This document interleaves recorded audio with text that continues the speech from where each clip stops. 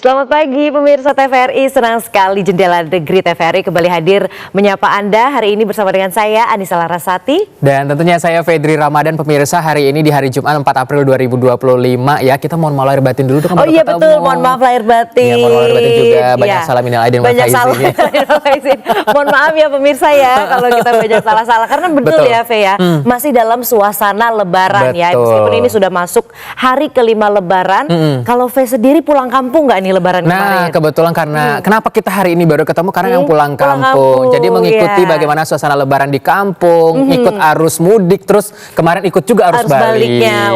Udah Fe kampungnya di mana? Walaupun udah ngomong kayaknya udah keciri ya kan? Orang mana nih ya? Ya pastinya Padang, Sumatera Barat. Padang, Sumatera Barat. Wow, berarti kemarin baliknya ke sini itu tanggal berapa, Fe, kemarin? Kebetulan baliknya kemarin tuh lebih kurang tanggal 2. Dan bicara soal balik nih, ini juga sebetulnya sedikit pengen nginfo juga nih. Ternyata di Sumatera Barat sekarang tuh kondisinya masih sangat hujan gitu loh. Oh gitu. Bisa tiba-tiba angin kencang, terus tiba-tiba hujan, terus tiba-tiba kayak ada petir-petir gitu. Jadi masih cuaca ekstrim begitu ya kemarin ya. Dan memang nih pemirsa bahwa cuaca ekstrim yang ditandai dengan hujan lebat dan disertai dengan petir, angin kencang ini masih berpotensi terjadi di sejumlah wilayah tanah air. Mulai dari sebagian besar Sumatera seperti tadi ya, dan juga Jawa, Kalimantan, Sulawesi, Maluku Utara, Nusa Tenggara Timur, hingga Papua bagian Barat pada hari ini pemirsa. Wah, nah jadi makanya para pemudik nih diminta berhati-hati dan tetap mengutamakan keselamatan serta keamanan selama arus balik nanti yang berlangsung hingga puncaknya nanti di tanggal 6 hingga 7 April 2025 mendatang. Khususnya pemudik yang menggunakan jalur laut diperkirakan juga tinggi gelombang di Laut Jawa dan Sumatera mencapai 1,5 meter. Wow, dan juga pemirsa pada periode ini perubahan cuaca ekstrim seperti hujan lebat hingga angin kencang ini bisa terjadi secara tiba-tiba atau mendadak begitu ya. Wah, berarti pas banget memang tadi. Betul. Seperti di kampungku juga seperti itu. Iya, jadi meskipun sebetulnya prediksi cuacanya sepertinya terang-terang aja, tapi pemirsa better prepare ya, atau siap-siap gitu, karena ini bisa tiba-tiba gitu hujannya. Dan juga untuk mengetahui seperti apa sih kira-kira prediksi cuaca pada saat arus balik ini, kita akan melihat pemberitaan ya di sejumlah media massa. Oke, untuk pertama kita akan menuju kompas.com terlebih dahulu. Pancaroba BMKG Lampung mewaspadai hujan saat arus balik lebaran di 2025 di Pelabuhan Bakahuni. Dan para pemudik arus balik lebaran Idul Fitri 1446 Hijriah. Kemudian dihimbau juga oleh BMKG atau Badan Meteorologi, Klimatologi dan Geofisika Maritim Lampung mewaspadai potensi perubahan cuaca hingga 1 pekan ke depan, khususnya di Pelabuhan Bakahuni, Lampung Selatan. BMKG bahkan telah mengeluarkan peringatan potensi hujan dengan intensitas ringan hingga lebat di beberapa wilayah khususnya di Pelabuhan Bakahuni, Lampung Selatan selama sepekan ke depan ini. Baik, selama sepekan ke depan pemirsa harus tetap berwaspada dan hati-hati ya. Kita juga akan lihat pemberitaan berikutnya pemirsa, ini yang dimuat di laman detik.com bahwa BMKG menyebutkan potensi hujan di Pelabuhan Bakahuni masih sama ya, di Bakahuni selama arus balik lebaran ini tinggi gelombang hingga mencapai 2 meter atau kategori gelombang sedang dapat terjadi di wilayah perairan barat Lampung dan juga Selat Sunda Selatan Lampung. Dan juga kondisi gelombang di sekitar Pelabuhan Bakahuni sebetulnya masih relatif aman untuk aktivitas pelabuhan, yakni berkisar 0,2 meter hingga 1 meter pemirsa. Oke, masih dari kompas.com pemirsa, perakiraan cuaca arus balik 5 hingga 7 April di Jawa Barat, Jawa Tengah dan juga Jawa Timur. BMKG memperkirakan akan terjadi hujan ringan, hujan sedang hingga hujan lebat disertai petir dan juga angin kencang pada Sabtu ini. Dan pada puncak arus balik hari Minggu mendatang, BMKG memperkirakan akan terjadi hujan dengan intensitas ringan hingga sedang. Baik, dan selanjutnya kita juga masih akan melihat pemberitaan masih dari Lampung pemirsa ya, Lampung77.com yang menyebutkan bahwa perakiraan cuaca penyeberangan Merak Bakauheni saat arus balik lebaran pada 3-4 April, berarti hari ini ya pemirsa ya, bahwa BMKG memprediksi kondisi cuaca di penyeberangan Merak Bakauheni pada umumnya berawan hingga berawan tebal, sedangkan tinggi gelombang berpotensi hingga 1,25 meter. Wah, harus hati-hati karena 1,25 berarti ya bisa dibilang cukup tinggi. Cukup tinggi ya. Betul. Baik. Kita akan beralih ke media berikutnya, ada dari tribunnews.com. Korlantas Polri ingatkan agar pemudik pemudik waspadai cuaca hujan saat arus balik lebaran. Dirgakum Korlantas Polri menghimbau agar pemudik selalu memperhatikan kondisi cuaca dan informasi dari kepolisian terkait pengaturan lalu lintas seperti pelaksanaan kontraflow, one way, dan ini juga sebetulnya agar terhindar dari kepadatan yang bersamaan. Betul. Wow, luar biasa sekali ya informasinya tadi ya. Dan kalau kita tahu pada saat musim seperti ini gitu ya, bisa tiba-tiba hujan. Betul. Yang perlu kita waspadai juga salah satunya kondisi kesehatan kita ya. Betul, harus fisiknya harus kuat. Jangan lupa mungkin bisa jadi minum vitamin ya, cukup mineralnya juga harus cukup hingga nanti perjalanannya aman dan sehat nih sampai kembali di tujuannya. Betul. Dan juga pemirsa, untuk membahas lebih lanjut ya terkait dengan kita harus mewaspadai cuaca yang tidak menentu saat arus balik Lebaran 2025 ini, kita telah bergabung bersama dengan melalui sambungan Zoom bersama dengan Kepala BMKG, Ibu Profesor Insinyur Dwi Korita Karnawati. Selamat pagi Ibu, salam sehat.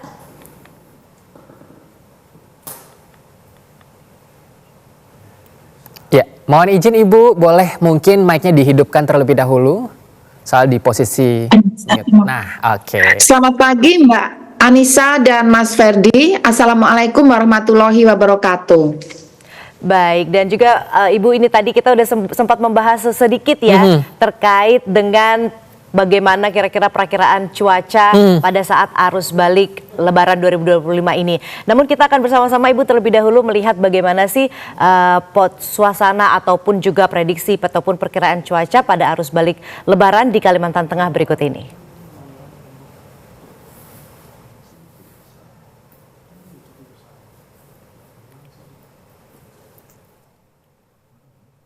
Selamat pagi, saatnya mudik kembali ke kota atau ke tempat asal karena sejumlah aktivitas kembali akan dimulai seperti sekolah, bekerja, ataupun berusaha.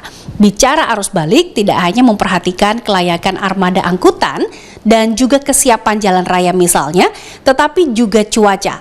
Faktor cuaca juga harus diperhatikan karena terkadang rute arus balik membutuhkan waktu berjam-jam, bahkan juga yang berhari-hari. Nah, saat ini saya berada di kantor BMKG Cilikriwut Palangkaraya. Kita akan tanya-tanya dengan prakirawan terkait prediksi cuaca di arus balik beberapa hari ke depan ini. Karena BMKG juga telah merilis waspada hujan di awal bulan April ini. Dan saya akan tanya-tanya bersama Ibu Lian Adriani. Selamat pagi, Bu Lian. Selamat pagi. Nah, ini berkaitan dengan sudah akan ada arus balik, tetapi juga ada yang akan mudik gitu ya Bu ya. Nah, kalau di Kalimantan Tengah sendiri mungkin yang perlu diwaspadai para pemudik terkait dengan apa Bu? Iya, baik.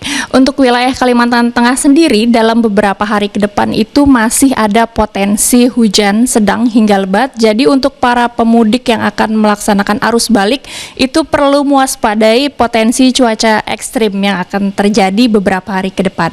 Gitu. Nah, kalau di 3 hari ke depan misalnya, kalau di Kalimantan Tengah karena kan untuk jarak tempuh antar kabupaten juga lumayan jauh, kemudian dengan transportasinya juga ini harus menggunakan transportasi darat. Nah, ini kalau diwaspadai yang harus mungkin diperhatikan oleh para pemudik selama 3 hari ke depan ini apa aja Bu? Adanya potensi cuaca ekstrim selama 3 hari ke depan di sebagian besar wilayah Kalimantan Tengah. Untuk arus pemudik sendiri perlu diperhatikan dan waspada cuaca ekstrim. Kemudian terus memantau informasi resmi dari BMKG di mana wilayah mana yang akan berpotensi terjadinya cuaca ekstrim. Kemudian masyarakat sendiri perlu waspada dan berhati-hati dalam berkendara, terutama pada saat ada potensi cuaca ekstrim seperti hujan lebat ataupun angin kencang ataupun petir. Itu lebih baik untuk mencari tempat aman ataupun tempat berteduh. Dan perlu juga diwaspadai untuk daerah-daerah yang rawan banjir ataupun rawan longsor. Jadi jika melewati daerah tersebut perlu waspada dan berhati-hati. Berarti untuk 3 hari ke depan ya Bu ya, terkhusus untuk para pemudik ataupun yang akan melakukan kembali ke kota asal, khususnya di 13 kabupaten yang ada di Kalimantan Tengah ini ya Bu? Iya, jadi selama 3 hari ke depan, potensi cuaca hujan sedang hingga lebat yang dapat disertai petir atau kilat ataupun angin kencang itu masih perlu diwaspadai di sebagian besar wilayah Kalimantan Tengah. Baik Ibu Lin, terima kasih informasinya, dan pemirsa itu tadi dari Prakirawan BMKG Cilikriwut Palangkaraya, dan ini bisa menjadi perhatian dan juga yang harus diwaspadai terkait dengan cuaca, baik itu para pemudik ataupun juga para masyarakat yang mungkin akan kembali ke kota asal untuk bisa memperhatikan baik itu dari jalur transportasi laut, udara, dan juga darat. Demikian dari Kalimantan Tengah, kembali ke Jakarta. Wah baik, tadi kita sudah melihat ya bagaimana perakiraan cuaca pada saat arus balik di Kalimantan Tengah, tepatnya dari BMKG Cilikriwut. Betul sekali, dan kita akan kembali langsung ke Ibu Dwi. Ya, Ibu Dwi, tadi kita di Kalimantan Tengah juga telah diinformasikan oleh rekan kita di sana, ternyata 3 hari ke depan akan berpotensi hujan dengan intensitas sedang hingga tinggi. Lalu sebetulnya Bu, secara nasional bagaimana sih Bu perakiraan cuaca menurut BMKG sendiri? Baik, terima kasih Mbak Anissa dan Mas Fedri. Jadi BMKG memperkirakan bahwa pada periode arus balik Lebaran, yakni mulai tanggal 4 hingga 6 April 2025, sebagian besar wilayah Indonesia akan mengalami cuaca berawan hingga hujan ringan. Namun, ada potensi hujan lebat disertai angin kencang dan kilat petir yang perlu diwaspadai, terutama bagi masyarakat yang sedang dalam perjalanan kembali ke kota asal, yaitu meliputi wilayah-wilayah yang diprediksi hujan lebat, mengalami hujan lebat, yaitu di Aceh, Lampung, Jawa Barat, Jawa Tengah, Jawa Timur, Kalimantan Barat, Kalimantan Timur, Sulawesi Utara, Sulawesi Selatan, Maluku Utara, Maluku, Papua Barat Daya, Papua Pegunungan, Papua dan Papua Selatan. Kemudian untuk angin kencang diprediksi dapat terjadi di Sulawesi Utara, Gorontalo dan Maluku Utara. Sedangkan kondisi cuaca di jalur penyeberangan yang Merak Bakahuni, Ketapang Gilimanuk dan perairan Laut Jawa diperkirakan cuaca cerah hingga berawan dengan tinggi gelombang berkisar 0,5 hingga 1 meter. Meskipun relatif aman bagi pemudik, namun tetap disarankan untuk waspada dan terus memantau perkembangan kondisi cuaca secara berkala melalui berbagai kanal info BMKG, terutama melalui aplikasi mobile phone info BMKG ataupun website BMKG dan sosial media info BMKG. Demikian. Baik, Bu Rita. Baik Bu Rita, selanjutnya jika memang tadi sempat ada potensi juga ya untuk adanya berawan begitu ya, potensi berawan, bagaimana ini bisa mempengaruhi ataupun kondisi dari jalur transportasi udara, Bu Rita? Untuk transportasi udara juga perlu diwaspadai, ada beberapa zona yang rawan untuk mengalami turbulensi. Untuk hal itu, kami menyampaikan informasi tersebut dapat di-download oleh para pilot ya atau airlines 6 jam sebelum penerbangan. Informasi kondisi cuaca di sepanjang jalur penerbangan dan juga potensi kondisi ekstrim itu dapat di-download dari laman BMKG khusus untuk penerbangan. Dan apabila sewaktu-waktu di bandara ataupun di jalur penerbangan berpotensi terjadi cuaca ekstrim, kami akan mengeluarkan aerodrome warning, jadi peringatan dini untuk kawasan bandara ataupun untuk penerbangan, seperti itu. Baik, berarti semuanya udah sesimpel itu ya, karena semua udah go digital juga. Baik, Bu Rita, mungkin tahan sejenak, kita akan melihat juga nih sebetulnya bagaimana potensi cuaca buruk yang ada di beberapa daerah dalam segmen reportase berikut ini.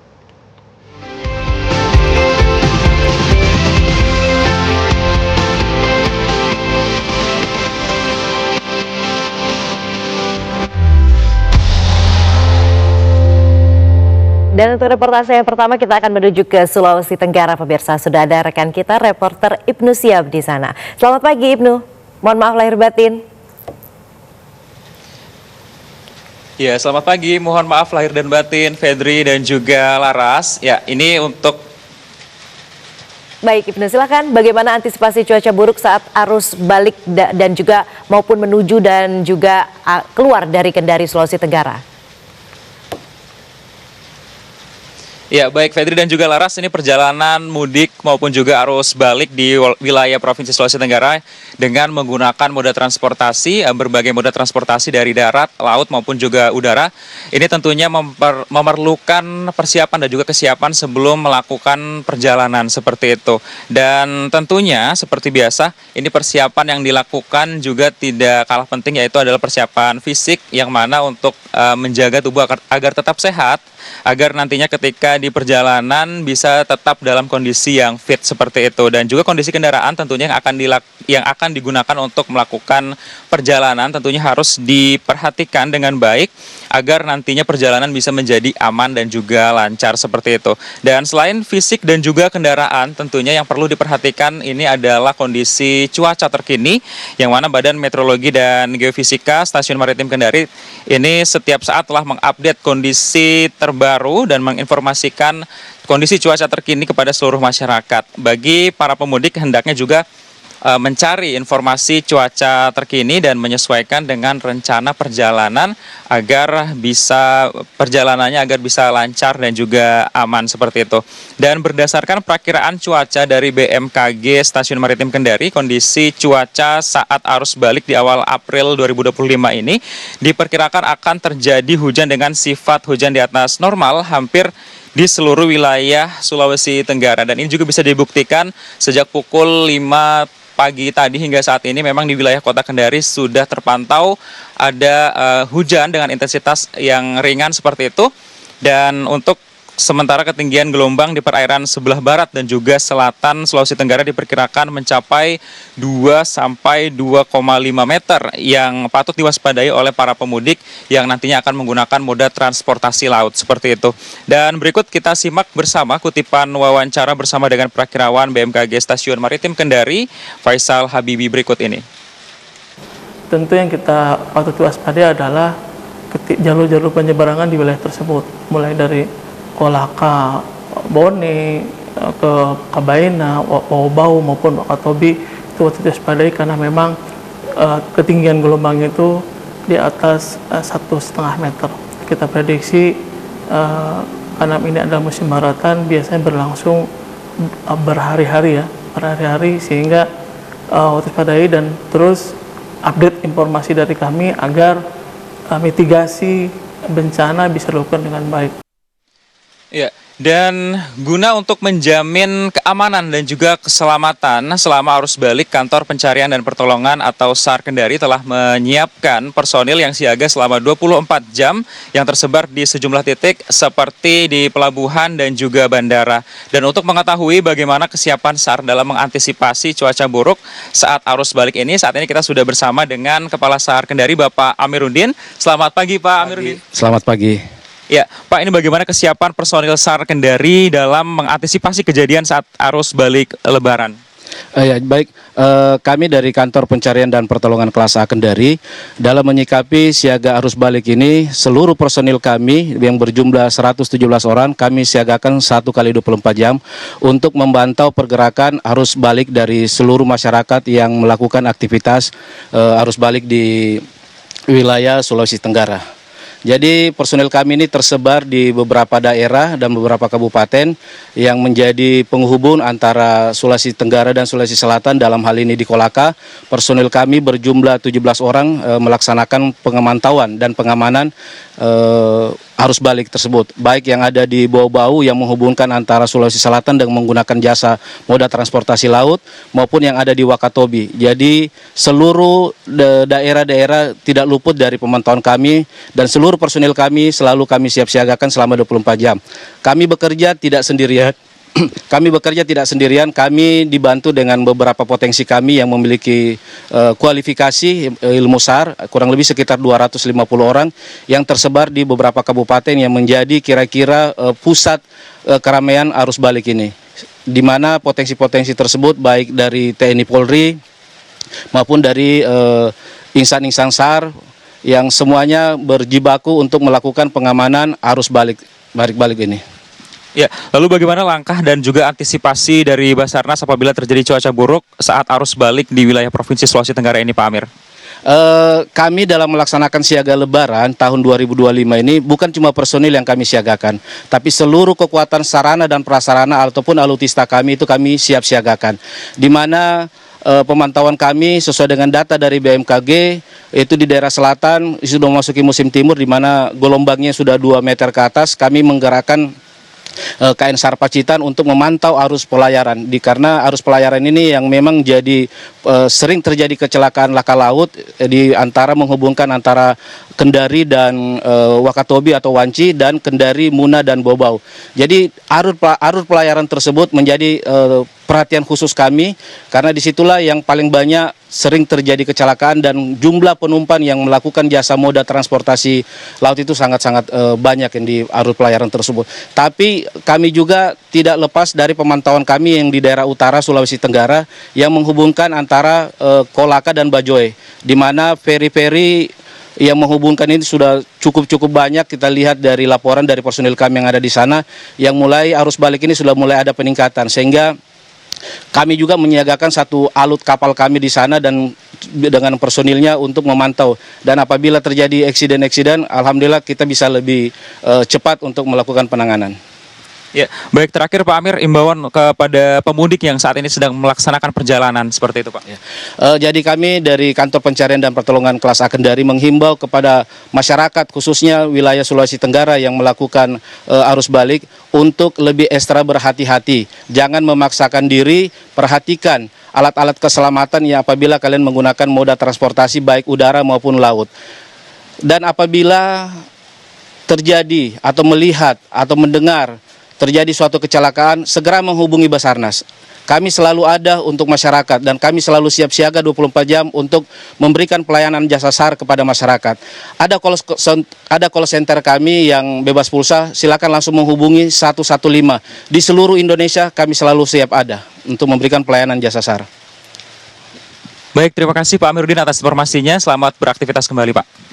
Ya, dan pemirsa, ini untuk menyukseskan arus balik yang diperkirakan akan mencapai puncaknya pada tanggal 6 hingga 7 April 2025 ini tidak hanya menjadi peran aktif dari stakeholder terkait tentunya, namun juga membutuhkan kesadaran penuh dari para pemudik yang akan melakukan perjalanan untuk mempersiapkan semaksimal mungkin persiapan dari mulai fisik kendaraan dan juga melihat kondisi terkini cuaca untuk menjadikan perjalanan aman dan juga lancar seperti itu. Demikian Mudik Asik TVRI, mudik tenang menyenangkan. Kembali ke studio, Fedri dan Laras.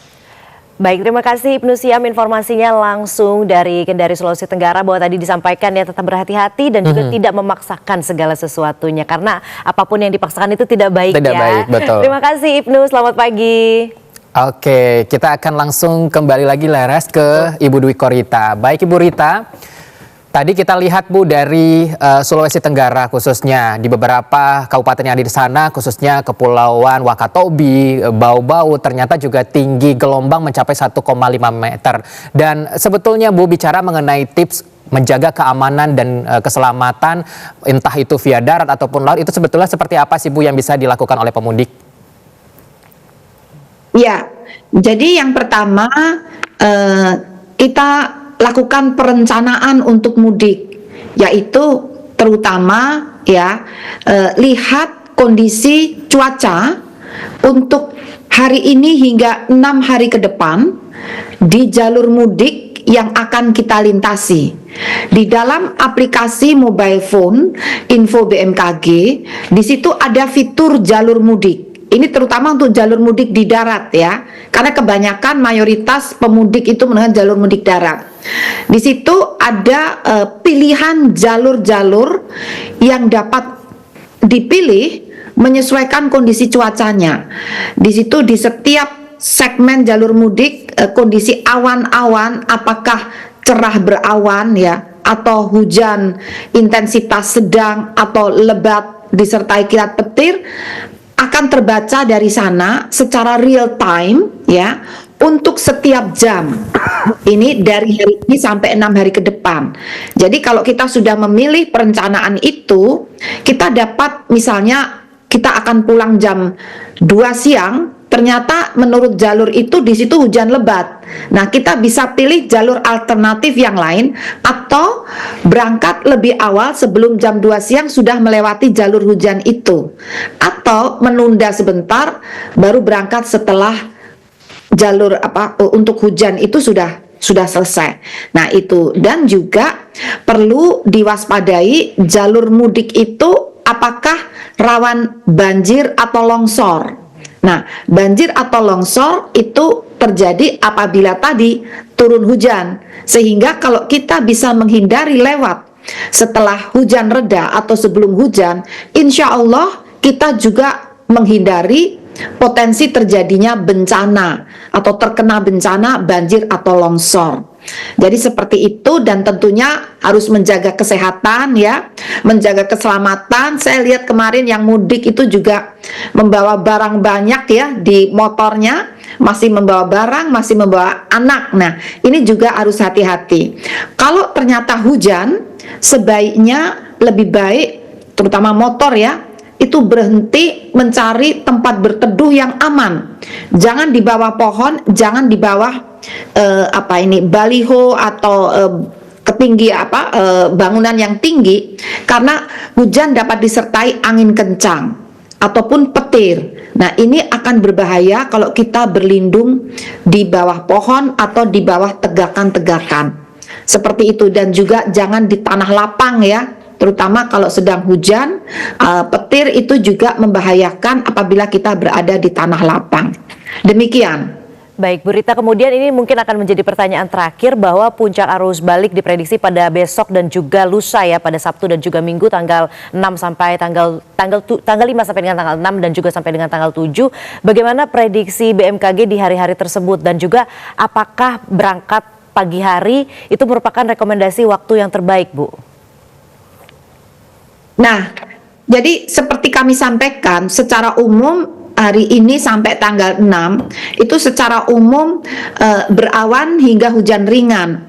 Namun tadi beberapa wilayah yang sudah kami sebutkan, dan itu secara, tadi kan kami menyebutkan misalnya Aceh, Lampung, Jawa Timur, Jawa Barat. Nah, dari aplikasi mobile phone Info BMKG itu akan diketahui di Aceh itu di desa apa, di kecamatan apa, kabupaten apa, itu akan diketahui, sehingga sangat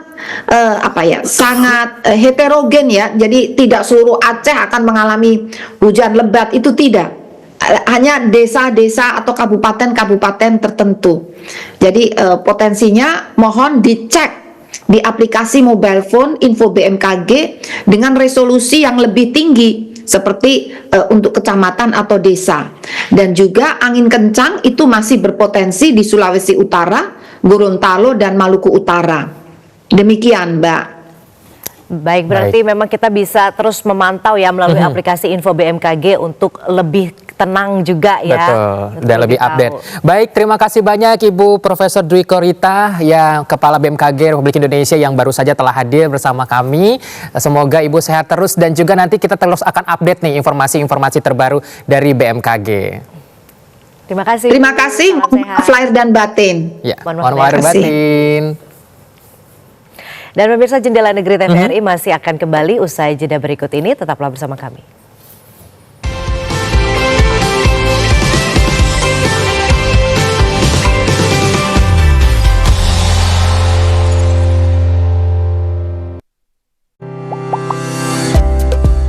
Saya memilih budidaya jeruk karena memang awalnya dari keluarga juga petani jeruk dan bagaimana cara saya juga untuk menjaga kualitas dari buah jeruk. Untuk pengaruh ekonomi untuk buat keluarga itu cukup, buat lingkungan sekitar itu sangat besar karena saya dapat membuka lapangan pekerjaan buat orang-orang sekitar untuk dapat bergabung bersama kami di sini. Yang pertama, kita penyemprotannya jangan telat. Setelah itu kita ada pemupukan per 3 bulan sekali supaya menjaga kualitas. Kita memakai pupuk Merauke, di mana pupuk dari Merauke ini sangat bagus dan sangat direkomendasikan untuk petani jeruk.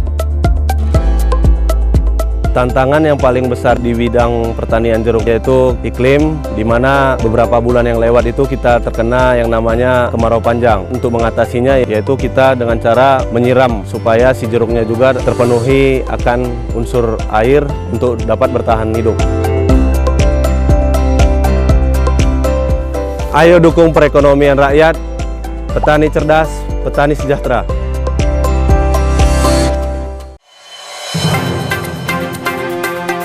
News Bulletin, but the latest information from around the globe. Live reports and in-depth analysis, the latest happenings. Youssef, a resident of Rafah, said that America is the main enemy for the Palestinian people. Divert their attention from trauma and recover their mental condition. The fire, which scorched 26 duplex houses in Puwatu Subdistrict. World Today, daily, only on TVRI World. Pandemi memaksa kami beradaptasi dan terus berinovasi, sehingga kami terus melangkah. Usaha ini berjalan pertama kali di tahun 2017 pada saat Raja Salman ke Bali, dan pada waktu itu memperkenalkan anyaman ate yang model bulat. Kerajinan ate ini memang dari Desa Adat Gumung terlahirnya, karena itulah kami mencobanya. UMKM kami memang melibatkan seluruh masyarakat yang ada di Desa Adat Gumung, baik orang tua, anak-anak, remaja. Pemasarannya lewat Instagram dan Facebook, dan juga beberapa WA. Baik, mungkin harapan saya untuk UMKM yang baru berjalan, tetap semangat dan terus berinovasi sesuai perkembangan zaman.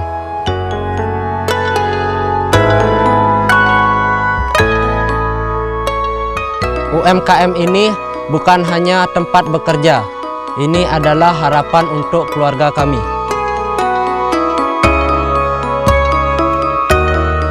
Ayo dukung perekonomian rakyat, pengrajin cerdas, pengrajin sejahtera.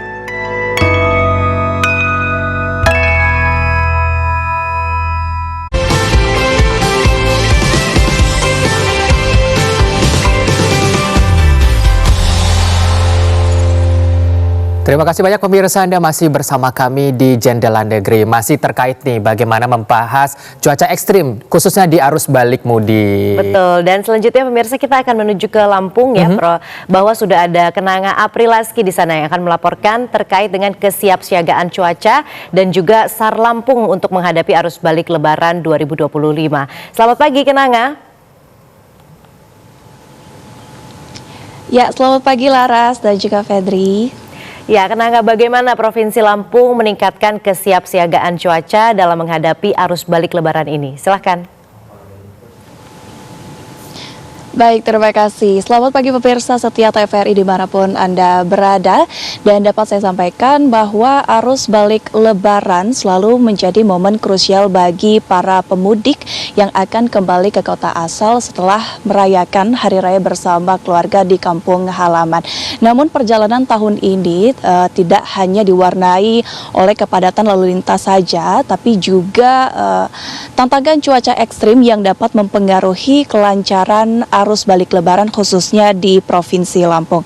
Menghadapi arus balik lebaran 2025, Provinsi Lampung meningkatkan kesiapsiagaan terkait kondisi cuaca dan layanan pencarian serta pertolongan.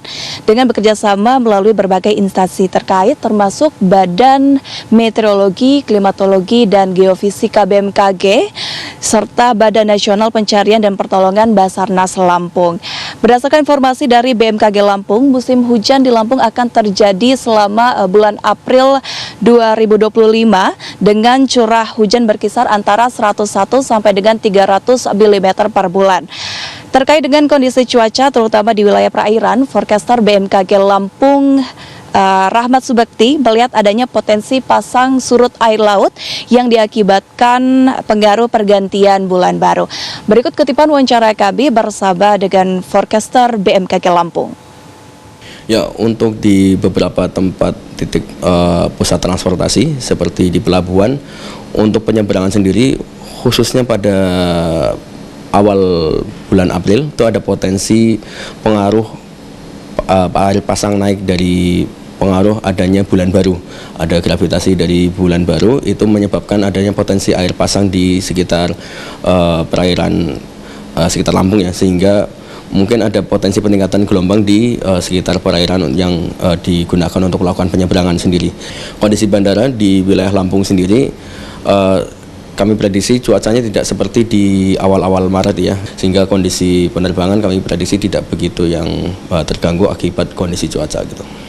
Ya, baik pemirsa Laras dan juga Freddy, memprediksi adanya kondisi membahayakan manusia, bencana maupun kecelakaan. Basarnas menyelenggarakan siaga SAR khusus Lebaran yang terkoordinasi dan terintegrasi dengan Kementerian Lembaga, TNI Polri, dan potensi SAR. Siaga SAR khusus Lebaran berlangsung selama 22 hari, yakni dimulai sejak 21 Maret sampai dengan 11 April 2025 dengan menempatkan sejumlah personil di titik-titik krusial. Kepala Basarnas Lampung Deden Ridwansyah juga mengatakan secara simultan Basarnas terus meningkatkan kesiapsiagaan menghadapi fenomena cuaca dan juga pergerakan masyarakat dalam arus mudik dan balik lebaran. Pihaknya juga berharap masyarakat turut berperan dengan mengantisipasi kondisi cuaca selama perjalanan melalui informasi dari laman resmi yang mudah didapatkan dari situs manapun saat ini. Berikut kutipan wawancara kami bersama dengan Kepala Basarnas Lampung. Terkait dengan fenomena alam, juga gelombang tinggi, ya ini yang memang terus-menerus secara simultan kita lakukan dan kita tingkatkan kesiapsiagaan kita, karena memang mau tidak mau, suka tidak suka, bahwa penyeberangan Bakau Merak ini menjadi salah satu penyeberangan yang memang luar biasa intensitasnya. Oleh karena itu kesiapsiagaan kami untuk menyikapi hal-hal yang kita tidak inginkan bersama terkait dengan gelombang tinggi, kemudian perubahan-perubahan cuaca lainnya, ini harus kita waspadai. Oleh karena itu kami selalu menyiapkan dan mensiagakan personil dan alutsista yang akan tentunya kita gerakan sewaktu-waktu manakala kedaruratan itu terjadi. Ya, baik pemirsa, dengan adanya prediksi cuaca ekstrim dan peningkatan aktivitas mudik, masyarakat dihimbau untuk terus memperhatikan informasi cuaca terkini, mematuhi petunjuk keselamatan dari otoritas terkait dan menjaga kesehatan selama perjalanan. Karena kolaborasi antara masyarakat dan juga pemerintah merupakan kunci utama untuk menciptakan arus balik ataupun arus mudik lebaran dengan aman dan lancar. Demikian informasi yang dapat saya sampaikan dari Lampung. Kembali ke studio Febri dan juga Laras. Baik Kenanga, berarti juga sebetulnya masyarakat bekerja sama dengan baik dengan pemerintah untuk menciptakan sebetulnya arus balik lancar. Namun dari pantauan Kenanga sejauh ini khususnya di Lampung, apa tindakan mitigasi lainnya selain memang tadi ada siaga SAR? Apakah ada juga pembatasan jalan, kemudian juga ada rekayasa lalu lintas dalam menciptakan arus balik lancar ini di Lampung, Kenanga?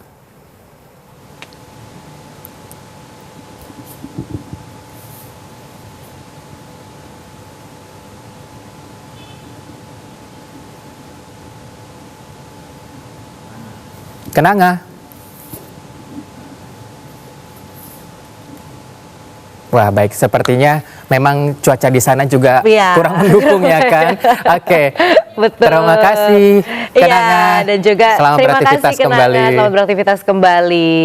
Iya. Wah, memang Lampung ini salah satu tempat yang krusial juga ya, karena ada Pelabuhan Bakauheni di sana ya. Banyak yang menyeberang dari Pulau Sumatera begitu ya untuk menuju kembali ke Merak ataupun Jakarta dan juga. Betul sekali. Apalagi tadi tinggi gelombangnya sampai 1,5 meter. Ini benar-benar harus hati-hati banget ya untuk khususnya yang bergerak di bidang kelautan dan perairan ya, penyeberangan itu ya. Iya, betul. Dan jangan lupa tadi ya, sesuai dengan ujangan dari Ibu Dwi Korita tadi menyampaikan untuk selalu update informasi dari lamannya BMKG begitu ya, ataupun ada aplikasinya juga. Kalau di sosmed tadi saya lihat tuh info BMKG. Info BMKG betul, ada aplikasinya juga ya pemirsa ya. Dan juga pemirsa ada informasi menarik juga nih ya, kita akan bersama-sama lihat. Kali ini yang pertama dari Sulawesi Tenggara, bahwa menyelami keunikan Bajau Wakatobi tersembunyi di ujung timur Indonesia yang merupakan surga bahari bernama Wakatobi. Udah pernah ke Wakatobi? Belum pernah, tapi pengen banget ya kan. Enggak nanya balik gitu. Lalu udah pernah, kayaknya udah pernah nih. Nah, karena itu mau pamer ya kan.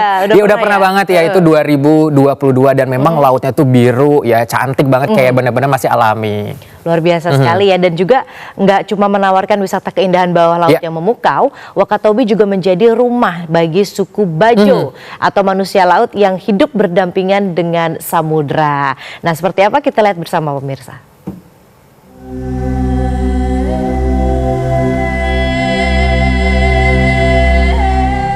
Di ujung timur Indonesia, tersembunyi surga bahari bernama Wakatobi. Tak hanya menawarkan wisata keindahan bawah laut yang memukau, Wakatobi juga menjadi rumah bagi suku Bajo, manusia laut yang hidup berdampingan dengan samudra. Wakatobi dikenal sebagai salah satu surga bawah laut terbaik di dunia. Dengan lebih dari 750 spesies karang dan juga ribuan biota laut, tempat ini menjadi favorit para penyelam.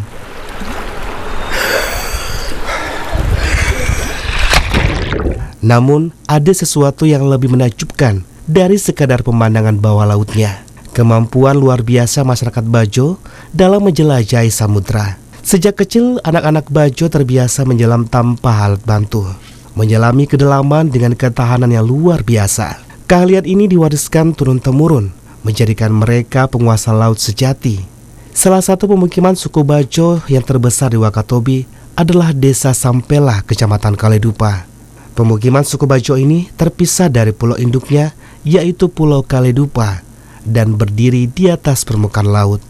Berbicara dengan penduduk setempat, kita bisa merasakan bagaimana mereka menjaga warisan leluhur. Kehidupan mereka sederhana, namun penuh dengan kearifan, di mana hubungan mereka dengan laut bukan hanya tentang bertahan hidup, tetapi juga tentang menjaga keseimbangan alam. Salah satu keahlian unik suku Bajo adalah teknik berburu ikan dengan tombak. Tanpa alat modern, mereka hanya mengandalkan keahlian berenang, ketajaman mata dan juga ketepatan dalam menombak. Turun ke dalam air, seorang nelayan Bajo dapat menyelam selama beberapa menit tanpa alat bantu pernafasan. Mendekat ikan dengan hati-hati sebelum akhirnya melepaskan tombakannya dengan presisi yang luar biasa. Teknik ini bukan hanya tentang berburu, tetapi juga tentang keseimbangan dengan alam. Mereka hanya menangkap ikan dengan secukupnya, menjaga agar ekosistem laut tetap lestari. Inilah keunikan berwisata di Wakatobi, di mana wisatawan pun bisa mencoba belajar teknik berburu ikan secara langsung dari para nelayan. Sebuah pengalaman yang mengajarkan bukan hanya keterampilan, tetapi juga filosofi hidup suku Bajo. Dari keindahan laut Wakatobi hingga kehidupan suku Bajo yang begitu menyatu dengan samudra, perjalanan ini mengajarkan kita tentang harmoni antara manusia dan alam. Di Desa Sampela, kita tidak hanya menikmati keindahan, tetapi juga belajar dari mereka yang telah hidup bersama laut selama berabad-abad. Wakatobi bukan sekadar destinasi wisata, tetapi juga rumah bagi cerita-cerita luar biasa tentang manusia dan lautan.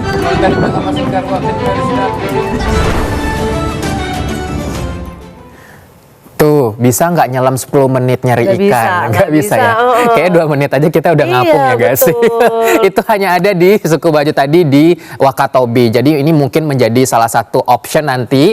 Kalau mungkin Laras dengan keluarga mau liburan, boleh banget ke Wakatobi. Ya tiketnya nggak mahal-mahal banget kok sekarang. Oke, bisa beli di V juga. Boleh ya?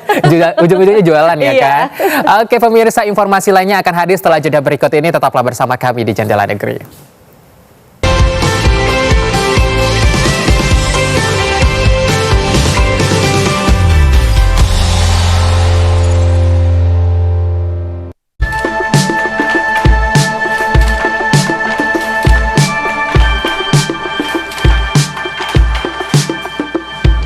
Kami memulai aktivitas mengambil usaha di dunia wirausaha sejak tahun 1980. Bermula dari tenun 4, alat tenun ATBM, alat tenun bukan mesin.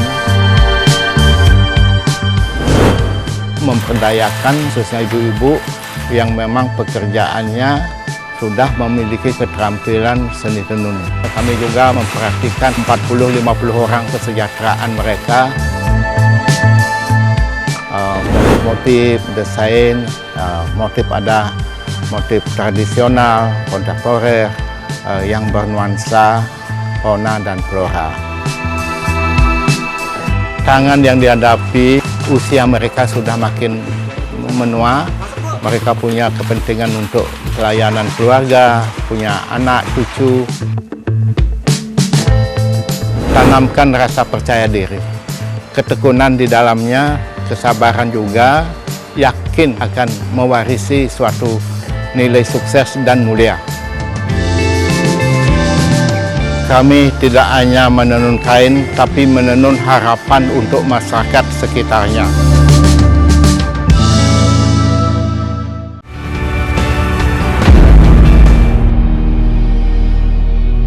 Sosok-sosok inspiratif yang memberikan manfaat bagi masyarakat, serta mengangkat realita kehidupan yang terjadi dari berbagai penjuru tanah air.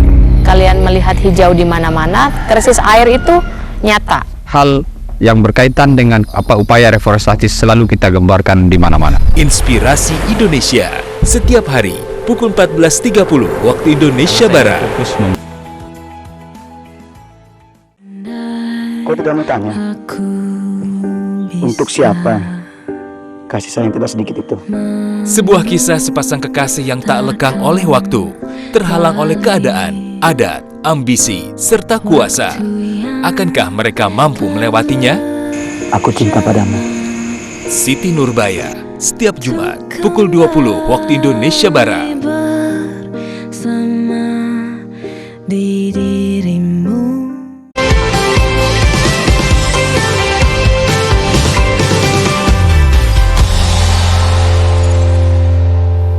Selamat pagi pemirsa, Anda kembali bersama kami dalam Jendela Negeri TVRI. Oke, kita akan kembali ke kenangan tadi, kenangan yang hilang tadi ya kan.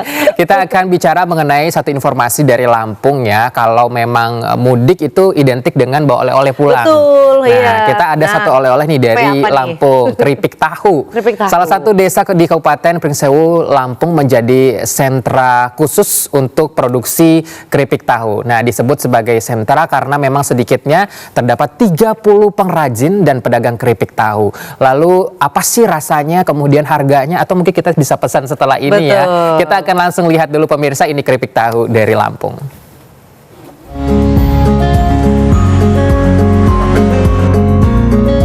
Tahukah Anda bahwa Gadingrejo bukan hanya desa biasa? Desa Topekon yang berada di Kecamatan Gadingrejo ini merupakan sentra industri tahu di Kabupaten Pringsewu. Disebut sentra karena di Pekon ini sedikitnya terdapat 30 perajin dan pedagang tahu.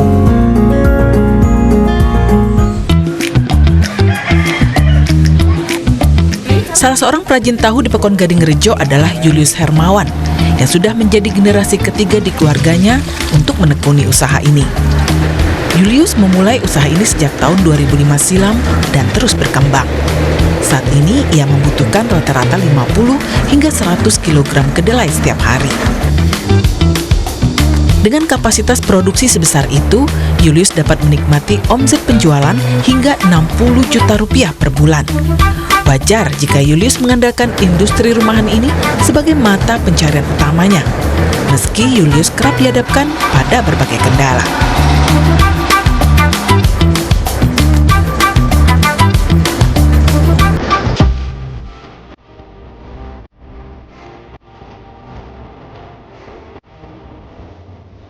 Sang istri, Sri Lestari atau kerap disapa Lis, juga berkreasi dengan memproduksi keripik tahu. Penganan yang terbuat dari olahan tahu ini diinisiasinya sejak tahun 2016, dan hingga saat ini di kawasan tersebut hanya Lis yang kreatif mengolah tahu menjadi keripik.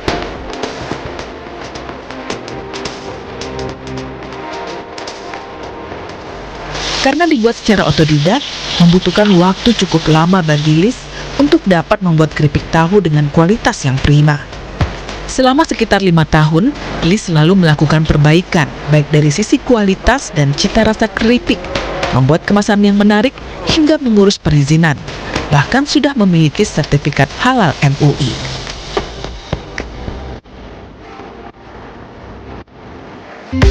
Tidak hanya original, keripik tahu Lis juga dapat dinikmati dengan cita rasa lainnya, diantaranya balado, barbeque, jagung, dan sapi panggang. Cukup dengan harga Rp15.000 per kemasan 100 gram. Keripik tahu ini sudah dipasarkan di toko oleh-oleh di Bandar Lampung, Palembang, dan Jakarta dengan omset Rp3 juta per bulan.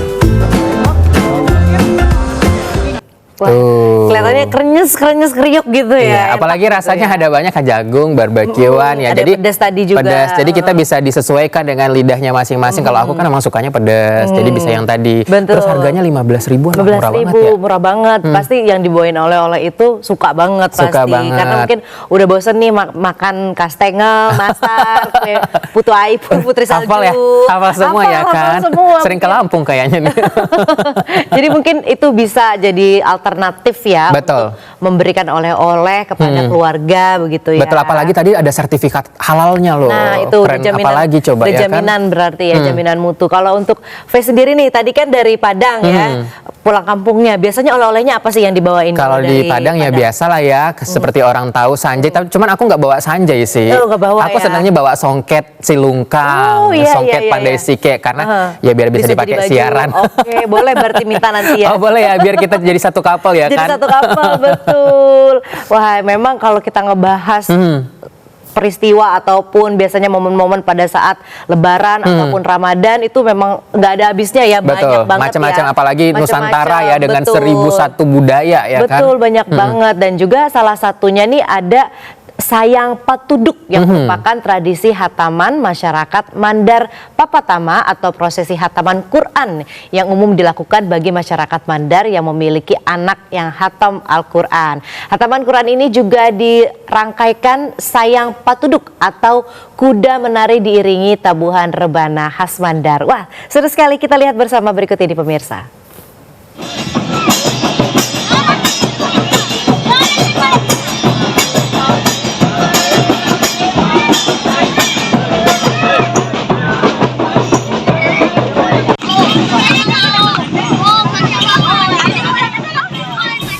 Inilah salah satu prosesi Patama atau prosesi hataman Quran yang umum dilakukan masyarakat Mandar di Sulawesi Barat.